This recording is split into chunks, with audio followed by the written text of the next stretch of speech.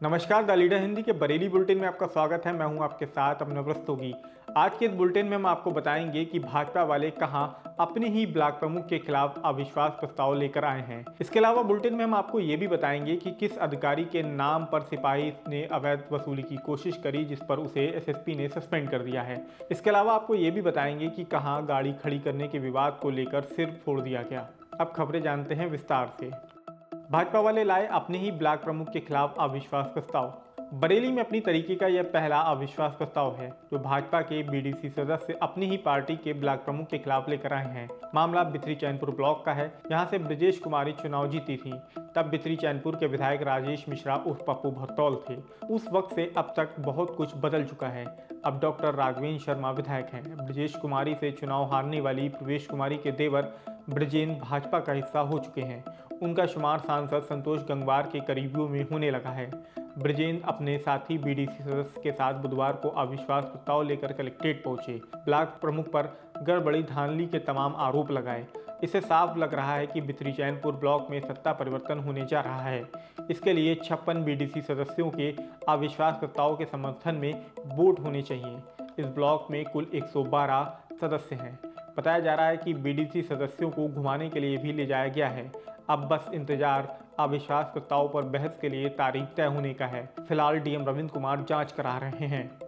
SC traffic के नाम पर वसूली की कोशिश, सिपाही सस्पेंड। एससी ट्रैफिक का नाम लेकर डायल 112 के सिपाही अब्दुल कादिर को कार्यालय बुलाने पर सिपाही पुष्पेंद्र सिंह रजत को एसएसपी घुले सुशील चंदमान ने सस्पेंड कर दिया है। सिपाही के खिलाफ विभागीय जांच एसपी सिटी राहुल भाटी को सौंपी गई है।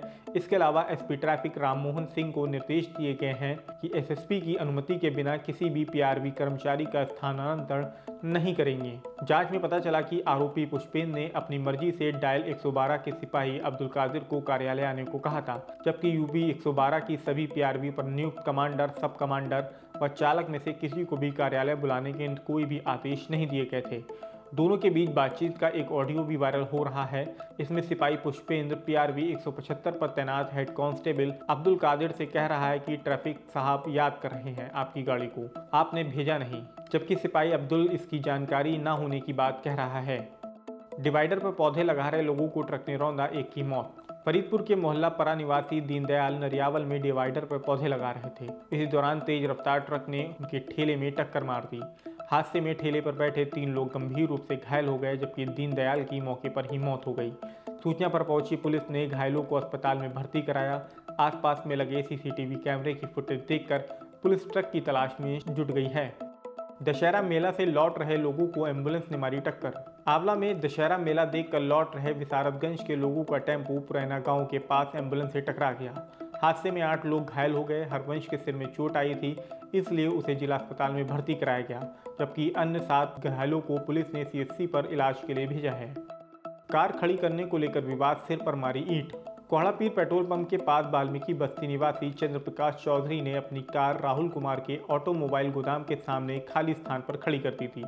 इस पर राहुल कुमार नाराज हो गए और झगड़े पर उतर आए। विवाद के दौरान ईंट उनके सिर पर मार दी। आसपास मौजूद लोगों ने किसी तरीके से बीच बचाव कराया। घटना पास में लगे सीसीटीवी में कैद हो गई। सूचना पर पहुंची पुलिस ने गोदाम मालिक राहुल समेत उसके 4 कर्मचारियों के खिलाफ एफआईआर दर्ज कर ली है।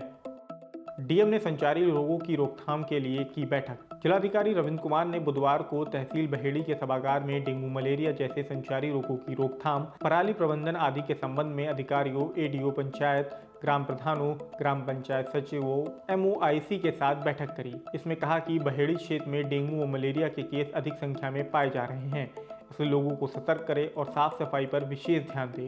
जिले में पराली जलाने के सबसे ज़्यादा केस भी बहेड़ी तहसील से आ रहे हैं। इस पर कहा कि पराली जलाने से वायु प्रदूषण होता है। ग्रामीणों को समझाएं कि वे फसल के अवशेष न जलाएं। उन्हें वेलिंग मशीन द्वारा वेल्स बनाकर बदायूं के एचपीसीएल बायो प्लांट या फिर बायो एनर्जी प्लांट फरीदपुर में बेचकर अतिरिक्त लाभ कमाएं। घर के बाहर बैठे बुजुर्ग पर आवारा कुत्तों ने किया हमला। बरेली में शहर से लेकर देहात तक आवारा कुत्तों का आतंक बढ़ता जा रहा है। डर के चलते लोग अकेले घर के बाहर जाने से कतराते हैं। कई मामले ऐसे भी सामने आ चुके हैं जिनमें घर के बाहर या भीड़ भाड़ वाली जगहों पर भी कुत्तों ने हमला कर दिया। ताजा मामला देवरिया थाना क्षेत्र के नगला से सामने आया है, जहां बुजुर्ग लियाकत अली घर के बाहर बैठे थे। तभी अचानक आवारा कुत्तों के झुंड ने उन पर जानलेवा हमला कर दिया। हाथ, पैर और पेट समेत शरीर के कई हिस्सों में काट लिया और कई जगह का मांस भी नोच डाला। उनकी चीख पुकार सुनकर परिजन व पड़ोसी मौके पर पहुंचे और किसी तरीके से उन्हें कुत्तों से बचाया। बुजुर्ग को उपचार के लिए एम्बुलेंस के जरिए CHC ले जाया गया, लेकिन हालत सीरियस होने पर उन्हें जिला अस्पताल रेफर कर दिया गया है।